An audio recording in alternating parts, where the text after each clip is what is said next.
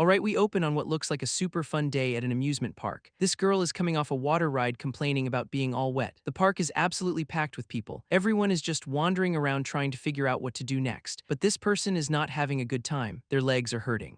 And this group of friends is complaining about the long lines. The red-haired girl looks completely exhausted. Her friend asks why she is so quiet and she says her body has been itchy for hours. The friend thinks it is because she was petting animals at a zoo earlier, but she just accuses her of making excuses because she is scared of the next ride. And the next ride is a massive roller coaster, so they get strapped in. The blonde friend is all hyped up teasing her for being scared, but then she starts scratching herself too. She says it is getting itchier. The ride starts to take off climbing the big hill. The car just keeps going up and up. They are getting super high now. The blonde is enjoying the view but wishes she came with her boyfriend instead. She turns to her friend and her expression just freezes, and we see the red-haired girl's hand gripping the bar. It is all veiny and looks totally inhuman. The blonde looks over and sees her friend is just tearing into her own leg. She points out that her stockings are completely ripped to shreds. Her friend's face is just a mask of pure shock and disgust. She starts freaking out asking her why she is acting so crazy, but the red-haired girl just slams her head back into the seat. She keeps banging her head over and over as her friend screams at her to stop. The blonde grabs her wrist trying to hold her still, and when she turns her around, oh my god, her face is completely twisted into something horrifying. The people behind them have no idea what is going on. They are just excited for the next ride. They even try to talk to the girls in front, teasing them for being quiet. And right at that moment, the coaster crests the hill and starts its massive drop. The infected girl lets out this blood-curdling scream as they plummet. All we see is the reflection of that monstrous face in her friend's terrified eye. The ride screams down the track full of people who are about to have a very bad day, and we see a sign for the park that ironically claims it is 100% safe. Then we jump back in time to a few days before all this happened. We are in a busy city with people walking around everywhere, just a normal crowd of people going about their day, and we focus in on this one guy walking by himself on the sidewalk. He is wearing a green jacket and a hat just trying to blend in. He is fidgeting with his phone and has this weird little vine wrapped around his finger. It suddenly tightens around his knuckle. We get his name, Kim Sung-hyun. He is in the US on a temporary visa and looks completely worn out. Then we get a flashback to him working in a meatpacking plant. He's just trying to do his job, looking over a clipboard. But his boss tells him he is fired. They are replacing the Asian workers with machines. That is rough. Back in the present, the vine on his finger constricts again, and we see another one of his past jobs. Now he is in a kitchen prepping vegetables. He just stares at a turnip with this incredibly sad look on his face, and then he just shatters the little plastic stool he is sitting on. His coworkers look over at him completely startled. We cut back to him on the phone, but it goes straight to voicemail for a guy named Kim Samuel. He starts leaving a frantic message. He is asking about his immigration paperwork. The lawyer Samuel recommended is totally ghosting him. His visa is about to expire and he is begging for help. He ends the message asking for a call back as some sketchy guy walks by. He is clearly worried that he got a cheap lawyer who is just neglecting his case. He just stands there on the street looking completely dejected, so he pulls up his phone to call someone else. Sammy's mom. He hesitates. She told him not to call her at work, but he looks like he is about to do it anyway. He takes a deep breath and his thumb hovers over the call button. He thinks maybe it will be okay if he just keeps the call brief. His finger twitches and he makes the call. He waits for a moment as the phone rings. Someone picks up and he asks if Sammy is out of school yet. A young voice on the other end says dad and tells him he is on his way home. Also, he was calling his son. He walks down the street just having a normal chat. He looks a little more at ease now that he is talking to his kid. But then that vine on his finger tightens and shoots straight up into the sky. Then we cut away. A mysterious voiceover says there is no doubt about it. The voice says it is suitable in every way and that the locals love it. We see a man watching TV while his son is on the phone in his room. The kid is just chilling on his bed having a conversation. He looks a little shy as he listens to the person on the other end. The dad in the living room turns off the TV with the remote. The son is kicking his feet up asking when the person is coming over. Then we jump to another guy. He is thinking about how his daughter is on the phone with his wife. He knows because she is speaking Korean. We see some family photos on the TV stand as his wife asks their daughter about her day. She asks if she picked oranges or strawberries and the daughter says she loves strawberries the most. The dad listens in on the call. He has a brace on his leg. We see the wife is in the bedroom on the phone with their daughter. The dad puts his own phone down on the table next to a newspaper. The wife hangs up her call and closes the bedroom door. She walks into the bathroom and just grips the sink looking super stressed. And then she just explodes, yelling into her phone about the scammer lawyer and how she should have never paid him up front. Then we cut to a completely different family's home. The TV is on with a news report. Their son is in his room on the phone with his mom asking if she's coming next week. But his expression suddenly changes to complete shock. He asks why he has to wait 2 more months. His dad in the living room overhears him. The kid is devastated. He says she promised she would be there next week. His mom tells him to give the phone to his dad who is now standing in the doorway. The son tries to lie though. He tells his dad it is just a friend on the phone. Dad is definitely not buying that excuse. He gently takes the phone and tells his son that he and his mom need to talk. The kid walks out of the room looking dejected. The dad immediately gets on the phone asking what is going on with this 2 months thing. She just gives a vague apology saying something came up. He presses her for what happened. He tells her the kid is struggling without her and he needs her help. He demands a real explanation, but she just gives a flimsy excuse about a new job. That sounds like a total lie. He is absolutely furious, yelling into the phone that he is not buying her excuses. On the other end of the line, she is just silent, sitting on a bed in some other room. He demands the address of the farm she is at, saying he is coming to see her in 2 days to sort this out. She asks him why he is being so dramatic. She fires back that she is not there for fun. She is there because of their visa problems. He reminds her that she was the one who insisted on using a personal connection to solve it, and now they are getting ghosted. She asks if him coming there is going to solve anything, and he just says he will figure it out. He suddenly changes his tone, saying they can just talk about this another time, but now she is mad, asking if he is seriously hanging up on her, and yep, he just hangs up, leaving her sitting there on the bed. He just looks completely drained after that phone call. He walks over and shuts the blinds, blocking out the rainy night. The TV is on in the living room playing some cartoon about a witch making a potion. He sits with his son who is just eating and watching TV. The dad looks over with a strange expression on his face, almost like he is plotting something. He glances at his son who is totally unaware of the tension. The kid is just focused on his plate of spaghetti. The dad seems to come to a decision. He sits down next to his son and asks him a very serious question. He asks his son how he would feel about moving back to Korea with him.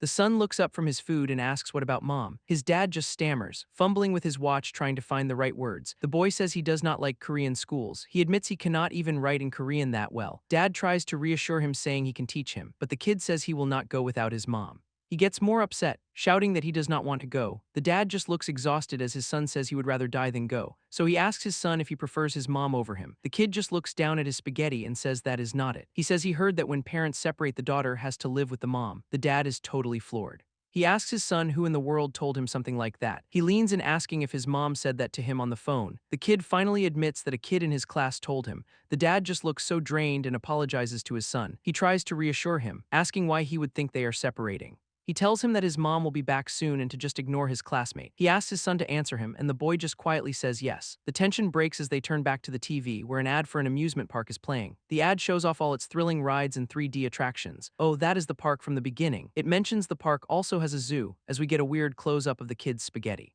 The TV ad continues, talking about a jungle-themed arboretum at the park, and it is not just for kids. They are showing off some slick sports cars for the adults. The dad takes a swig from a bottle, thinking he has seen this distracting ad way too many times. As the ad talks about a magical place for everyone to be happy, he just clicks the TV off. The son looks over at him totally confused. Dad asks if he was watching and offers to turn it back on, but the kid just says no. He mentions that a girl from his class is going there though. Dad teases him a little about having friends, but the kid gets all red and says she's not his friend, she's just a show-off. The dad just smiles at his son's cute little outburst, but his smile fades as he thinks about his wife, wondering if she even knows what their son is going through. He is just so sick of counting the days since she left. He is just completely and utterly tired of it all. Then his son looks up with these big hopeful eyes and asks if they can go to the park too. The dad is just sitting there, completely taken aback by the question. He looks at his son, not sure what to say. The kid immediately gets his hopes up, asking if he is for real and not just joking around. Dad kind of stammers but agrees, and the kid's face just lights up. He starts jumping up and down on the couch, yelling that he wants to go. The dad seems shocked by how excited he is. The little guy is just bouncing off the walls with pure joy, and the dad looks on, thinking he is surprised the kid did not even ask for his mom to come with them. The ad continues with a news reporter hyping up all the park's events in a big fireworks show. The son is absolutely beaming, and the dad thinks this trip will be a good enough distraction for now. We get a weirdly unsettling close-up on the reporter's huge smile. And boom, we are at the bus station the next day, ready to go. The dad and son get on the bus with all the other excited families.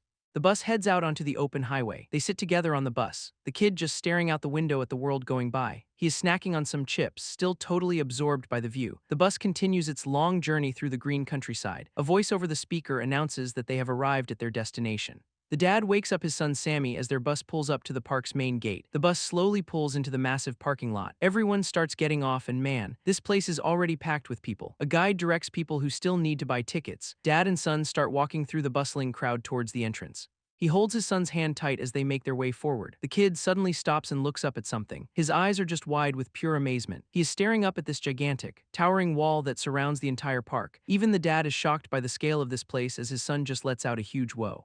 They step through the main archway and into the park. The place is huge with a giant Ferris wheel towering in the distance. The main street is already packed with people. The son just stares with his mouth wide open at all the sights. He lets out a huge wow seeing the giant castle down the lane. He grabs his dad by the arm, telling him they have to go quickly. They walk through the crowd, passing by street performers and characters. Everyone just seems so happy to be here. We get a high-angle view showing just how many people there are. The dad thinks to himself that the advertisement was not exaggerating at all. He asks Sammy if he has decided what he wants to ride yet, but the kid is just totally focused on the park map. Nearby, a little girl is crying her eyes out. Her mom tells her a mascot just played a little prank on her. The girl's parents share a sweet little moment right there. Our dad just watches them with a really lonely look on his face. Then something blue suddenly pops right into his personal space. It is a clown mascot, and our guy says it scared him. He laughs it off and awkwardly asks the clown to please go away. But the clown just stares back at him, and its face is just unsettling.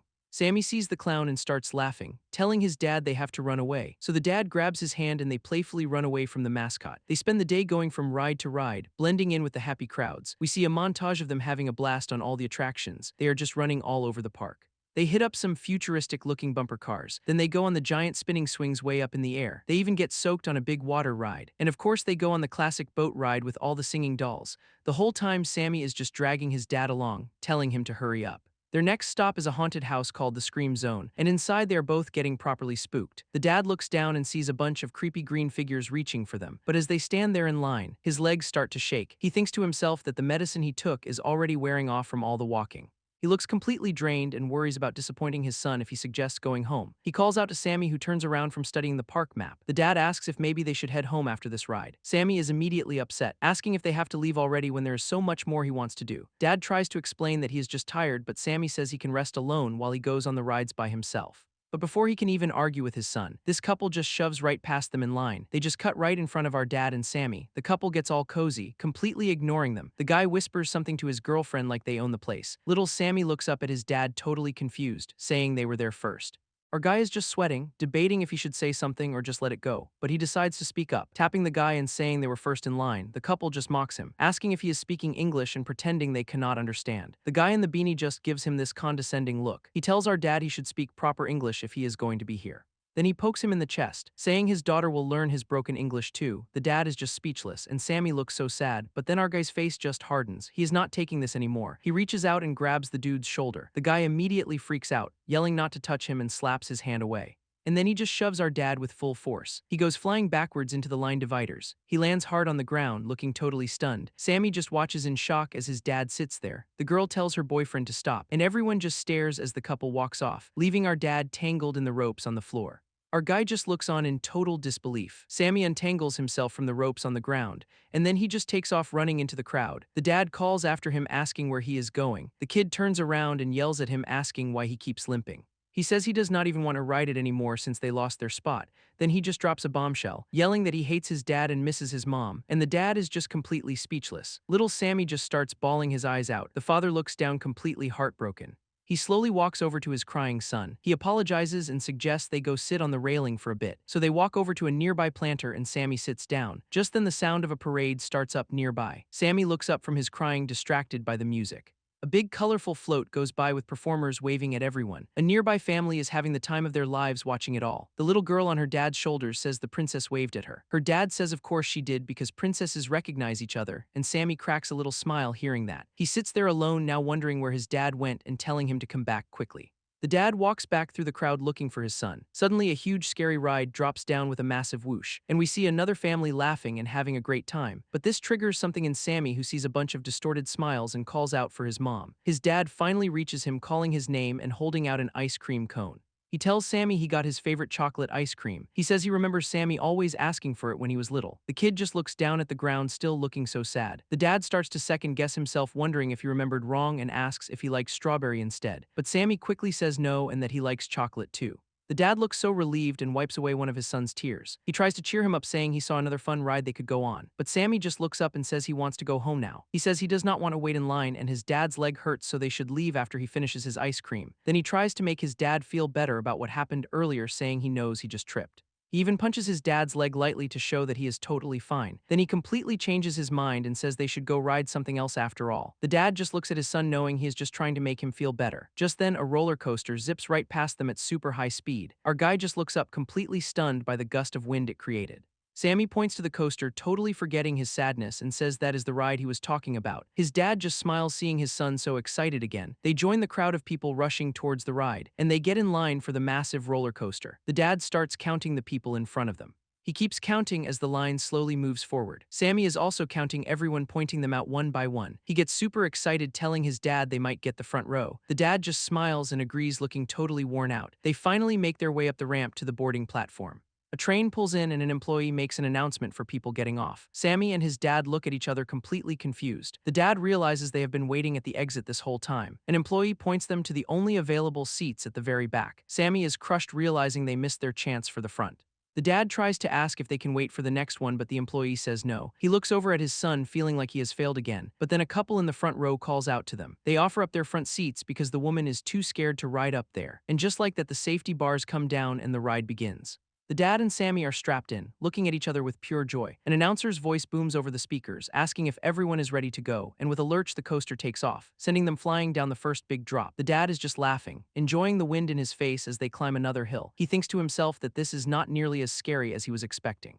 As they go around a bend, he overhears another couple in the car behind them. He realizes they are speaking Korean, just like him. Then he notices something in the woman's hair, a beautiful silver pin shaped like a flower, and his face just drops. He recognizes that pin. Suddenly, he is thrown into a memory of his wife calling out to him. She is so happy, asking how he knew it was the exact pin she wanted. He remembers giving it to her for their anniversary, and how she thought he had forgotten. He remembers watching her put it in her hair for the first time. She turned to him and asked how she looked, and he told her she was beautiful, seeing their reflection in her eyes.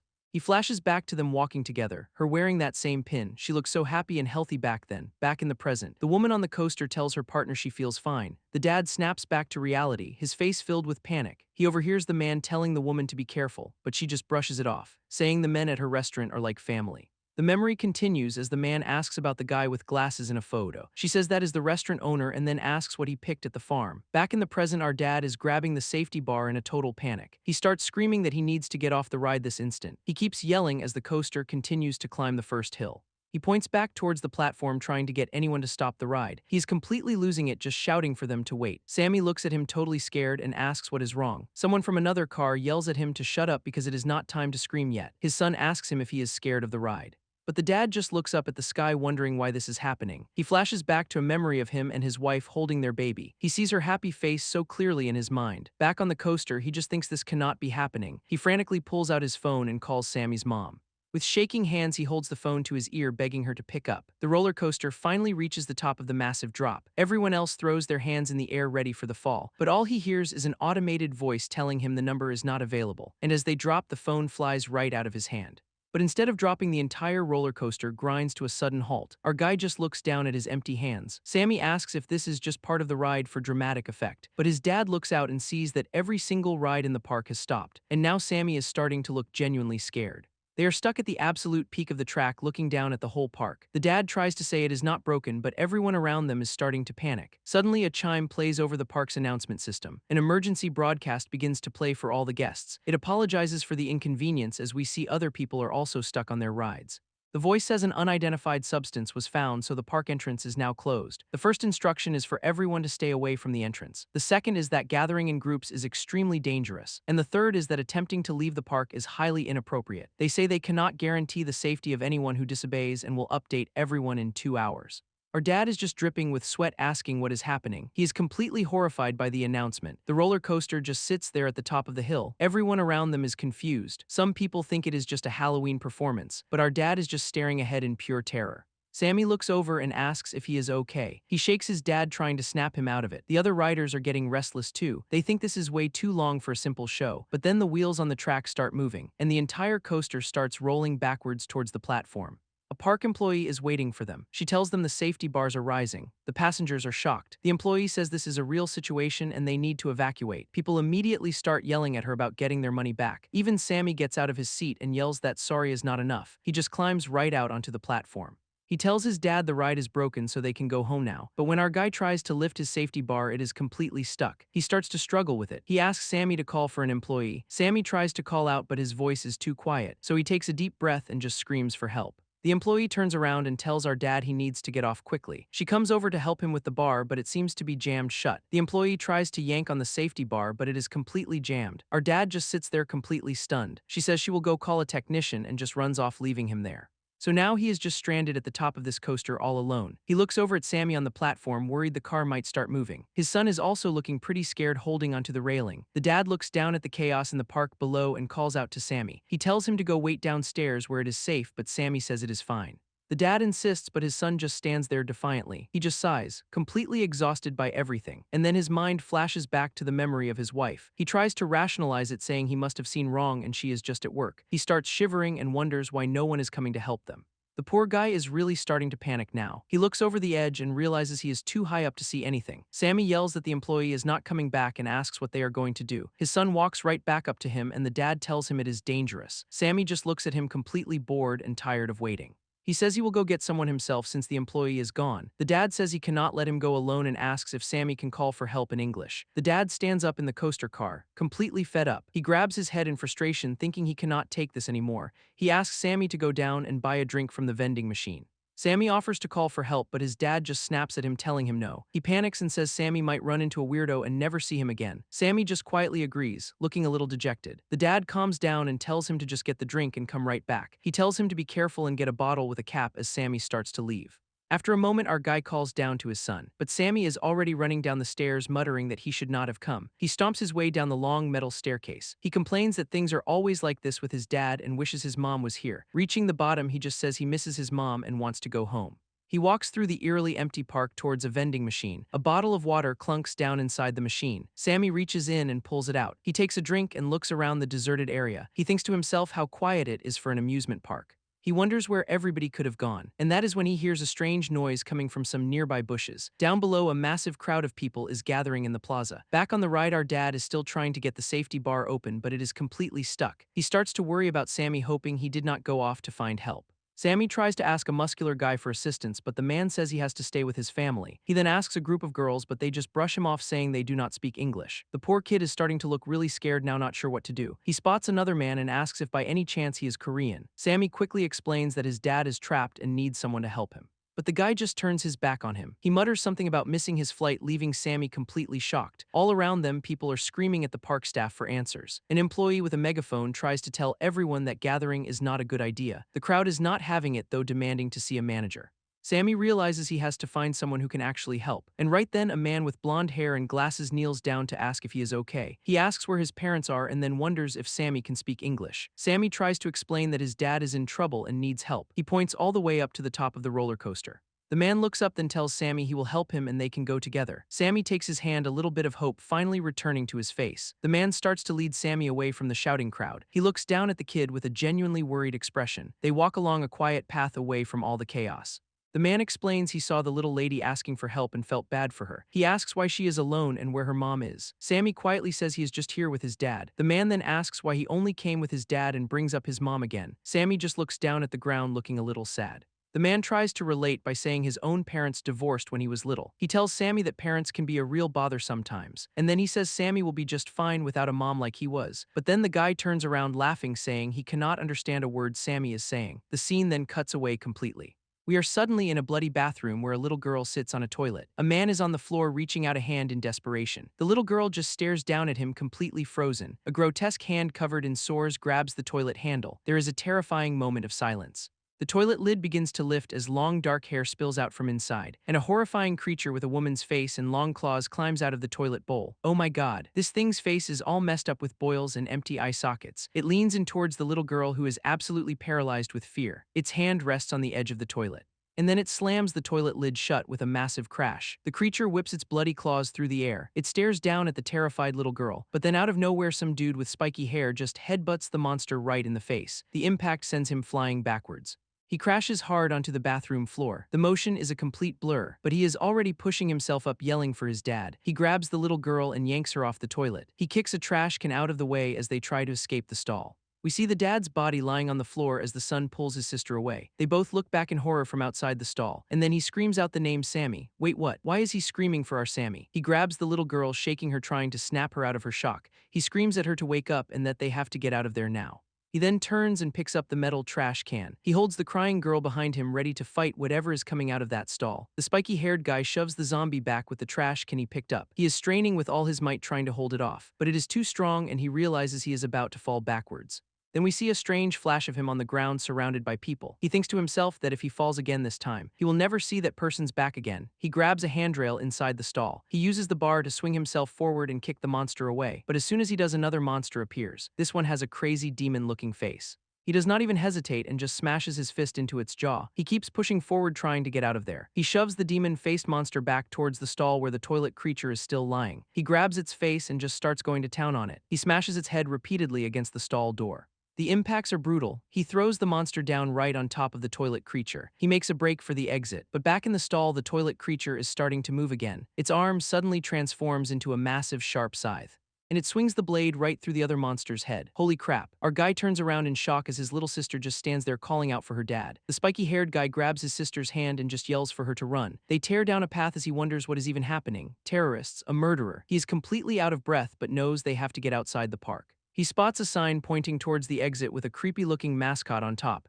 The only thought in his head is to get to the entrance as fast as possible. We see the logo for the park. He is just panting and running. They keep sprinting past the park scenery. As they run, he realizes the paths are completely empty. They have not seen a single person. He remembers hearing some kind of announcement, but it was all in English, so he had no idea what it said. His little sister cries out for their dad as he mutters about how useless an English-only announcement is. He keeps pushing forward trying to find a way out, and then up ahead he finally sees the main entrance building. He stops in his tracks when he sees a massive crowd of people all gathered there. Just a beat of silence. The entire crowd is just standing in front of the main gate looking confused. He and his sister look on at the huge gathering of people. He figures those monsters might be after them specifically, so their best bet is to hide in the crowd. He starts shoving his way through, apologizing as people yell at him for pushing. His little sister is getting crushed in the chaos and she cries out for her dad again. He wonders if these people even know what happened back where he just came from. It seems like no one has a clue what is going on. He looks up towards the front and asks if the entrance is closed.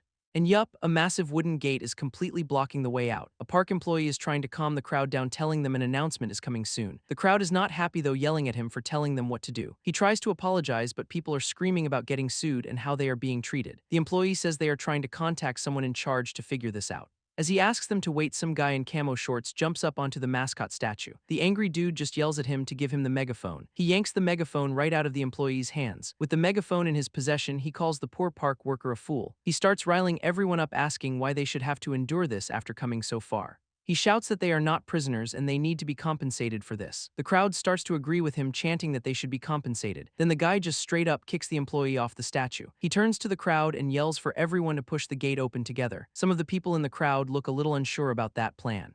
The guy starts pushing on the gate himself, screaming about human rights violations. He points to a group of people trying to get them on his side, but they just tell him to stop. The guy tells camo shorts they are not trying to open the whole thing. He says they just need to make a small gap for one person to slip through, but camo shorts just yells back, asking if they should not even try. He turns to the entire crowd, asking them if he is wrong. And of course the crowd just eats it up and starts cheering to do it. A guy with a man bun gets all fired up and turns towards the gate. He grabs our spiky-haired hero by the jacket, telling him to push too. Our guy is shocked as the man tells him to join in if he wants to leave. He looks back and yells for his sister Sammy to wait right there. The crowd starts counting down as they all place their hands on the gate. On 3, everyone shoves with all their might. Our guy is right in the front line, getting crushed as he pushes, but their feet are slipping on the smooth ground.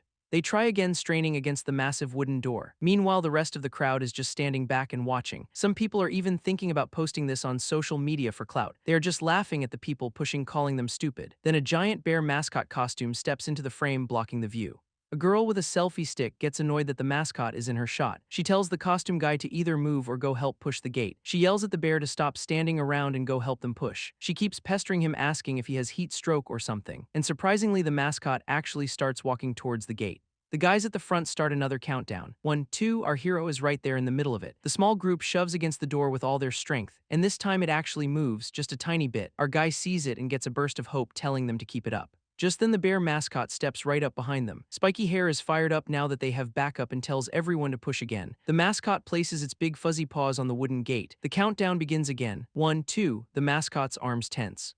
The whole group yells out push. We see the bottom of the massive gate, and with the mascot's help they give it one final massive shove, and the entire gate just explodes outwards in a shower of splintered wood. Whoa, we get a quick look at the park map. Rio Magic New World. And that looks like the end of the chapter. The title card for the next part comes up. Everyone is just staring at the bear mascot that helped them. Our spiky-haired hero and the others look back at it in total shock. I mean, the gate is completely obliterated, just a pile of splinters. And the girl with the selfie stick starts mouthing off to the mascot again. The mascot slowly turns its giant head to look right at her. And yeah, she immediately regrets that decision. She looks terrified. Its big fuzzy paw starts reaching for her, and it just grabs her right by the face. The mascot lifts her clean off the ground as the crowd starts screaming. It just holds her there, tilting its head like it is curious. We see her legs dangling helplessly in the air, and then we hear a sickening crunching sound. Oh my god, blood just explodes from its hand.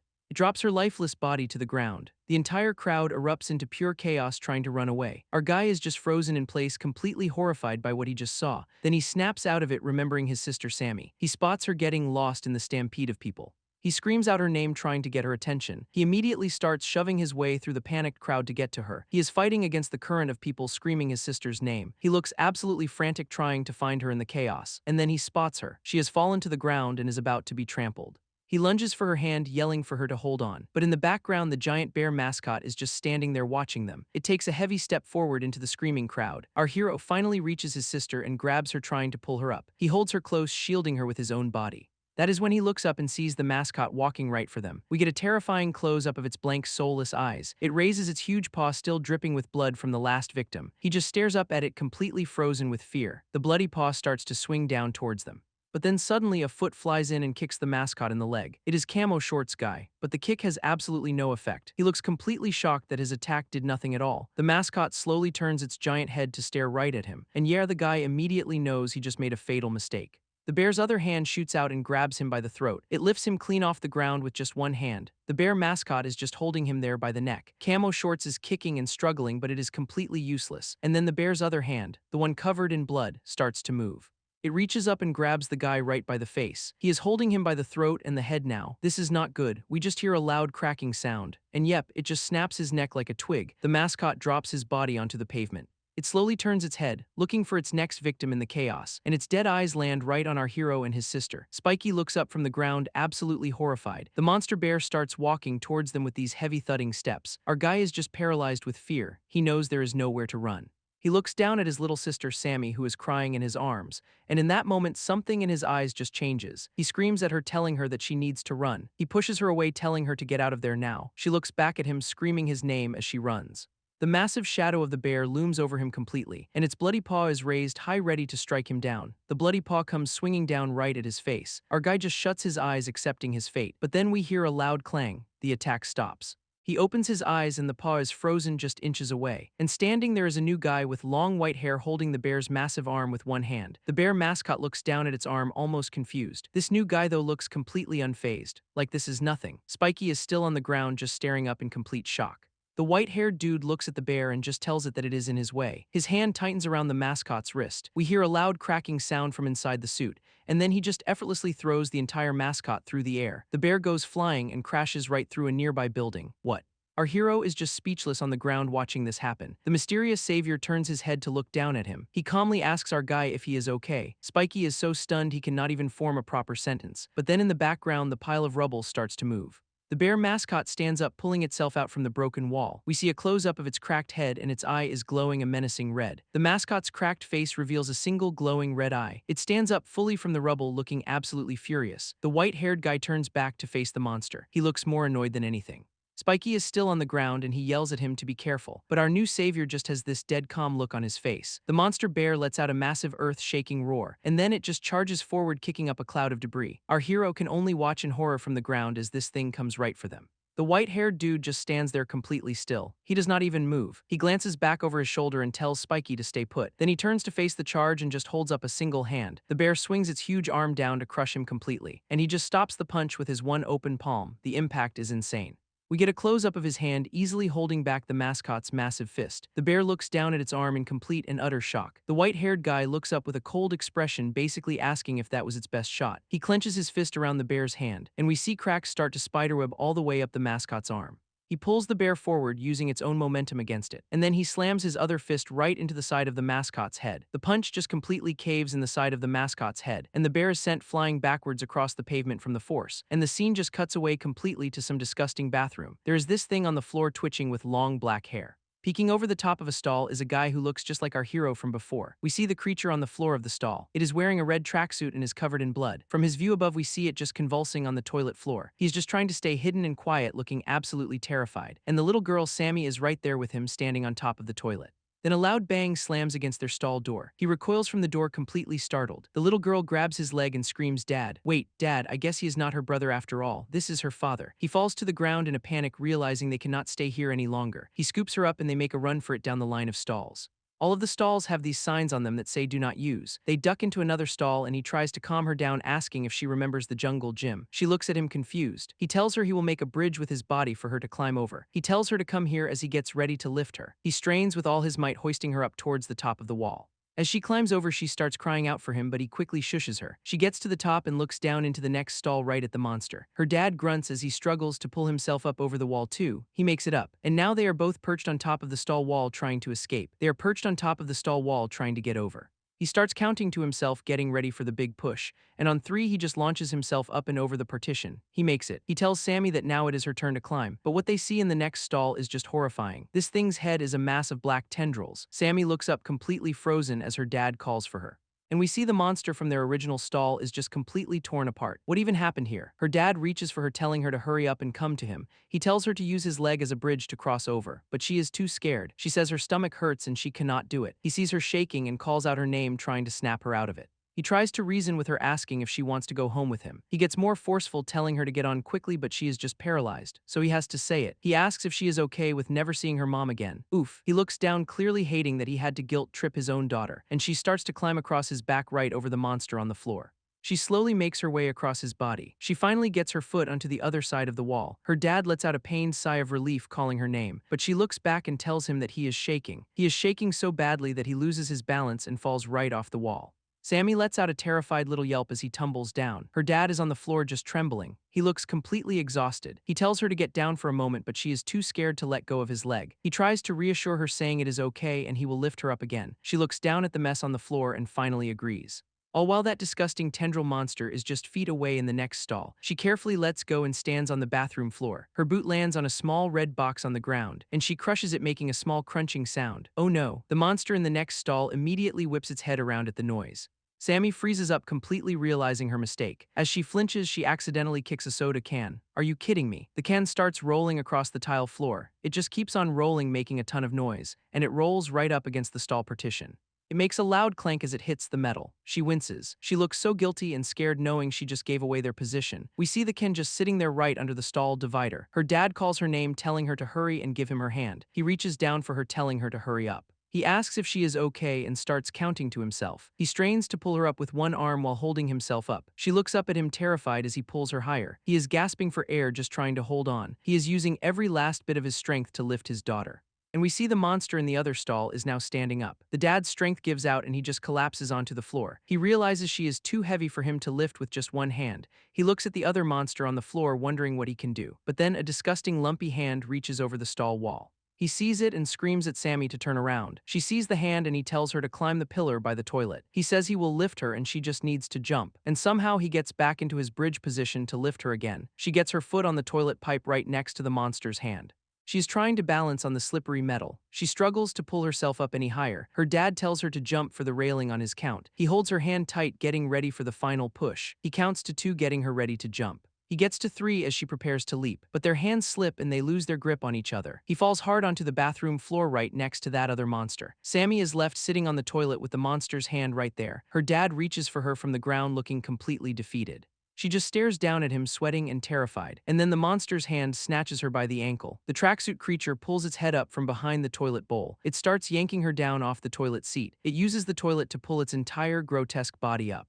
We get a close-up of its horrifying face, but then a knife appears pointed right at its eye. Sammy is holding it. She's about to stab this thing right in its eyeball. She has a little halo over her head as she gets ready to strike. Suddenly, another set of claws slices through the air. The tendril monster from the next stall is here, and it just bites the other monster's head clean off. What? Then its tendrils shoot out and grab her dad from behind. They wrap around his head and just crush it while his daughter screams. Sammy screams for her dad as his face is being crushed. She is crying hysterically, reaching out for his hand. As he falls, his foot kicks over a metal trash can, but then another monster drops from the ceiling and attacks the tendril creature. The dad is on the floor shaking Sammy, trying to get her to wake up. He screams at her to hurry and get out of there. He looks over and grabs the trash can he just kicked, and he just smashes it right over the new monster's head. He tries to make a break for it, but a red tentacle shoots out of the monster. It wraps around his neck and yanks him backward. He realizes he is losing his balance and is about to fall. He has a vision of himself falling just like he did before. He sees his daughter running away thinking this is the last time he will see her, but he manages to grab onto a railing on the wall. He uses the momentum to swing around and punch the monster in the face. He shoves it backwards towards the other monster's body on the floor. The creature opens its huge mouth right in front of him. He forces its head down towards the corpse of the tendril monster. The tendrils suddenly shoot out and impale the new monster through the head. But just as he catches his breath, a new monster with a scythe arm appears in the doorway. The creature's head is completely skewered by the tendrils. And his mind flashes back to how this all began. He and Sammy were just having a normal day at the amusement park. He remembers the sudden chaos. He thought it was a terrorist attack or something. All he knew was that they had to get out of there. They had to get outside. So he grabbed Sammy and just ran for the exit. He remembers how weird it was. They were running for their lives, but they did not see a single other person. He recalls hearing an announcement, but it was all in English. He had no clue what they were saying. Even Sammy was confused, asking what they were supposed to do, and then they finally saw where everyone was. A huge crowd was gathered at the main entrance. They pushed their way into the mass of people who were all complaining about being stuck. He figured there was safety in numbers. He told her they could hide in the crowd. But the crowd was getting antsy. People started pushing and getting aggressive. Sammy cries out for him as she gets squished between all the adults. He looks up at the park mascot statue wondering why nobody is leaving. He realizes nobody in the crowd has any idea what is happening. He looks around just totally confused by the situation. And that is when he sees it. The main entrance gate is completely locked shut. A park employee tries to get everyone to calm down, promising an announcement is coming. The crowd is furious though. They start demanding to see the manager. The poor employee just says he can only apologize and that he only knows what was in the announcement. He tries to tell the crowd that they are working on it and the entrance will open soon. But the people are not having it. They start yelling back, asking how long they are supposed to wait. Then this one really angry dude just snatches the megaphone right out of his hands, and he shoves the poor employee right to the ground. This guy gets up on the mascot statue and starts riling up the crowd himself. He yells about how it has been 2 hours and they are being treated like prisoners.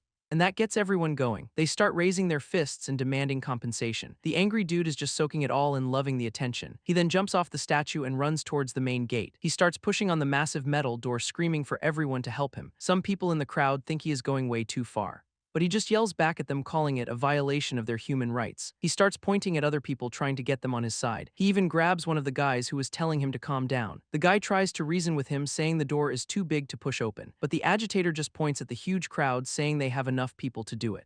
He keeps yelling at everyone, asking if he is wrong for wanting to get out, and it works. The entire crowd gets fired up and starts moving towards the gate. Man Bun is at the front of the mob, directing everyone to push. He grabs that same guy from before and tells him to start pushing with everyone else. He tries to get to Sammy, but Man Bun tells him to join them if he wants to get out. The guy starts a countdown for everyone to push on the gate, and a whole group of them start pushing on the massive wooden doors. They are all straining and groaning, trying to force it open. Our dad is right there with them, pushing with all his might. But of course, some people are just standing around filming it for social media. They are laughing at the group, calling them stupid for even trying. This one girl with a selfie stick gets annoyed when a guy in a bear costume blocks her shot. She complains that he is ruining her camera angle. She tells the bear guy to go over and help them push since he is so big. She keeps pestering him, poking him, and asking why he is not answering her. And to her surprise, the bear mascot actually starts walking towards the gate. The dad and the others get ready for another big push. They all lean into the door with everything they have. The dad thinks he actually felt it move a tiny bit, and then he sees the giant bear mascot has joined their line. He is relieved to have one more person and tells everyone to get ready. The guy next to the bear starts the countdown again. He gets to 2 as the bear just stands there silently, and the whole crowd watches as the group pushes one more time. And from this high angle, we see the entire crowd as a loud cracking sound echoes from the gate.